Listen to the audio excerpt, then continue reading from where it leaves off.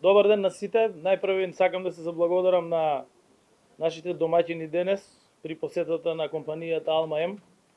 Тоа е компанија од дистрибутивниот сектор во нашата држава и можевме низ детален разговор со собственикот и со менаџмент тимот на компанијата, како и со вработените да поразговараме за предизвиците кои што стојат пред нас во престојниот период, особено во текот на есента и во текот на зимата. Драго ми е што веќе 3 децении оваа компанија го развива својот бизнис, вложувајќи во човечки ресурси во компанијата, се работи за една од најголемите компании во секторот на дистрибуција во државата, која што дистрибуира значајни производи за нашите граѓани ширум сите маркети. Токму затоа и ние како влада овозможуваме услови за подобра бизнис клима, за поголема ликвидност на компаниите и конкурентен пазар, како и подобри услови за работа во државата.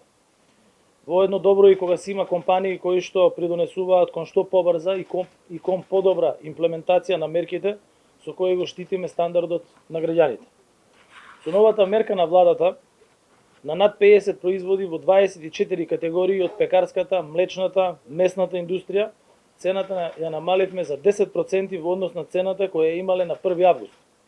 Со оваа одлука и мерка кај одредени категории и производи веќе има намалување на производите над 10%, а кај некои намалувањето е и од 30 до 40%. Во маркетите овие производи веќе добија ознака гарантирана цена. Со оваа мерка придонесуваме и покрај инфлацијските притисоци заеднички и солидарно да дадеме поддршка на нашите граѓани. И сакало тука да апелирам да се почитуваат мерките и тука сакам да се заблагодарам и на инспекторите од Државниот пазарен инспекторат, да го поздравам и директорот кој што е тука со нас, за ажурноста и ефикасноста на проверките и спроведувањето на оваа мерка која е донесена.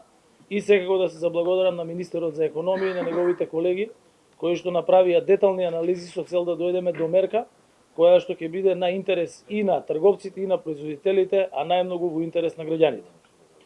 Со економска политика која водиме, не само оваа година, туку и во текот на изминатите години и покрај здравствената, економската, енергетската криза, ги зголемивме платите, ги зголемивме пензиите, ги зголемивме социјалната заштита за најранливите категории на граѓани, а зголемувањето го направивме како влада и тоа во значителен износ поголем од она што го правеле било која друга влада во изминатиот период.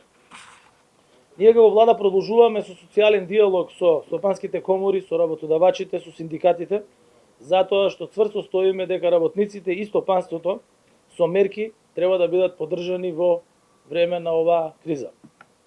Единствено со високо ниво на социјален диалог за приоритетни теми ќе одговориме соодветно на намалување на инфлацијата и до крајот на годината се стремиме таа да не биде повисока од 5% во делот на основните производи кои што граѓаните ги користат. Зошто го велам ова?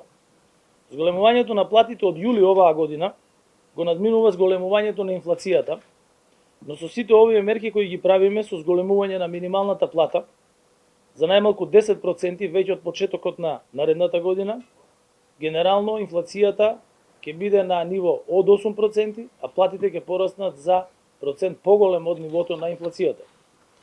Септемвриските плати во основното и во средното образование, веќе бевте информирани од страна на министерот за образование и претседателот на СОНК, ќе бидат повисоки за 15%. Овој месец има усогласување на пензиите, кои што ќе пораснат за износ до 6%, со што пензионерите ќе имаат повисоки пензии. Согласно општиот колективен договор, 130.000 работници во јавниот сектор од овој месец ќе добијат зголемување на платите за 10%, а до крајот на годината ќе имаат и исплата на К15 во износ од 10.000 денари. Мерките кои ги носиме имаат и економски, меѓутоа пред се имаат и социјален карактер. Со нив ги штитиме пензионерите, ги штитиме ранливите категории на граѓани, невработените лица, самохраните родители, сите корисници на системот за социјална помош, работниците, и тоа особено работниците со пониски примања, каде што минималната плата сведоци сте дека во времето на оваа влада е најмногу зголемена, и така ги штитиме сите граѓани. Буџетските средства ги користиме плански, ги користиме ефикасно, како за заштита на стандардот на граѓаните, така и за рамномерен и регионален развој на нашата држава, особено преку поддршка на инвестициите, со Законот за поддршка на инвестиции, каде што преку министерот, вице-премиерот за економски прашања веќе бевте информирани дека над 400 компании ќе добијат државна помош за зголемување на инвестициите и бројот на вработени во нивните компании. И оваа есен и оваа зима ќе продолжиме во оваа насока. Не се откажуваме од зголемувањето на платите, не се откажуваме од инвестиции во енергетиката и во инфраструктурата. Исто така сакам да истакнам дека субвенционирањето на цената на електричната енергија, која што започна уште од првиот момент кога се појави енергетската криза заради војната во Украина, не престана до ден денес и таа нема да престане, што значи дека нема да има никаков ценовен шок за граѓаните во делот на снабдувањето со електричната енергија, а веќе правиме напори да се обезбеди се што е потребно и за непречено снабдување со топлинска енергија за градот Скопје со оглед на хаваријата која што се деси која што се случи на мостот Беласица во текот на изминатите месеци и на тоа во моментов се работи.